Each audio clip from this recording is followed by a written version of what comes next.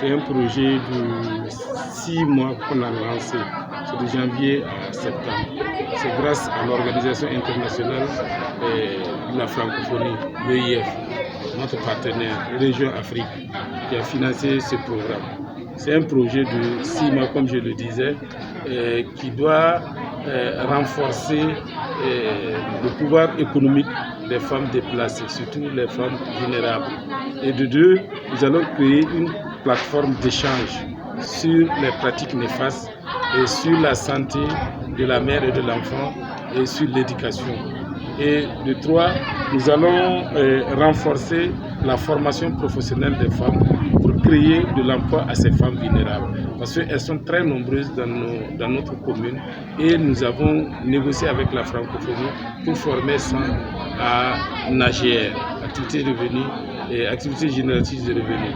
À l'issue de cette formation, nous aurons des activités de sensibilisation durant les 6 mois avec ces femmes, pour en tout cas élever en tout cas leur niveau de vie et leur pouvoir économique. Nous attendons à ce que ces 100 femmes-là en tout cas, arrivent à créer une AGR. Créer une AGR pour le bien-être de sa famille, pour son bien-être d'abord et le bien-être de sa famille. Parce que si une personne est déplacée, elle a quitté ses origines, elle a des difficultés. Elle a des problèmes de santé, difficultés au niveau de l'éducation, difficultés au niveau de l'intégration même sociale au niveau de la communauté.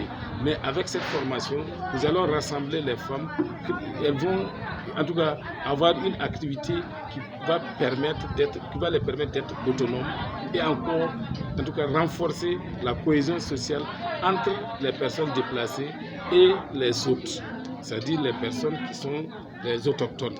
Et souvent, c'est pas évident, souvent il y a des petits problèmes, mais en renforçant, en tout cas en réunissant ces femmes-là pendant 6 mois, échanger, en tout cas nous pensons qu'en tout cas ces femmes pourront en tout cas être autonomes et il y aura la cohésion sociale entre elles. Ton pose action sociale de baraka, pose AZF be président baraka, baleba mental de tumda na wo konton don get inte paraba na nga waw go vuiga fu ngusugo paraba la zakasa bambala komba ringa la nyak na kendre yet mama na son tondo tondo na komba sanfande man ga yesomo wallahi ton me inda tar bankanga dana no kol go ton wewu bal yetila it fora sanfande kanga la bayake ton man sanfande ton man sanfan ko man sanfande sun sore man kabo kudis na pegsi ton funtene de combatedo wallahi de pousse da barka tumda metara na fre ton me ketan bal tar panga ni digri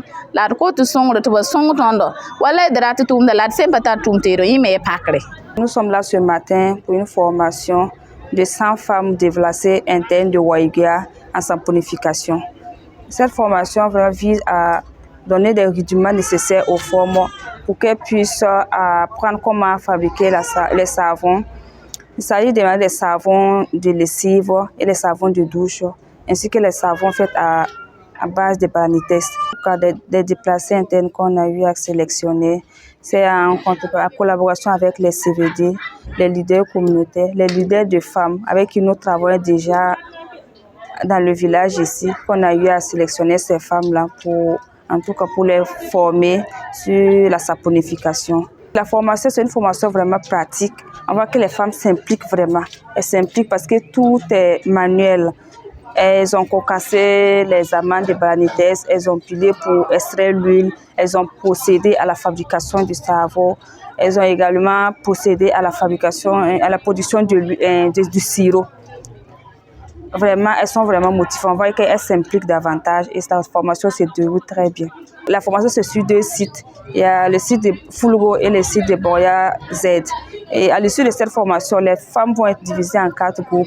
Et à l'issue, elles vont bénéficier du matériel pour pouvoir produire les savons et pouvoir vendre avant de enrichir, avoir des bénéfices et accompagner leurs enfants.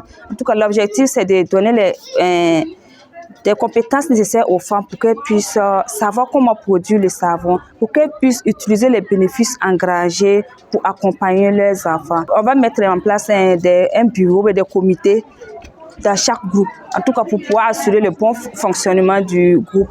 Et elles vont utiliser les groupes comme une plateforme d'échange. Elles vont organiser des échanges de causeries entre elles et une animatrice va être attribuée à chaque groupe.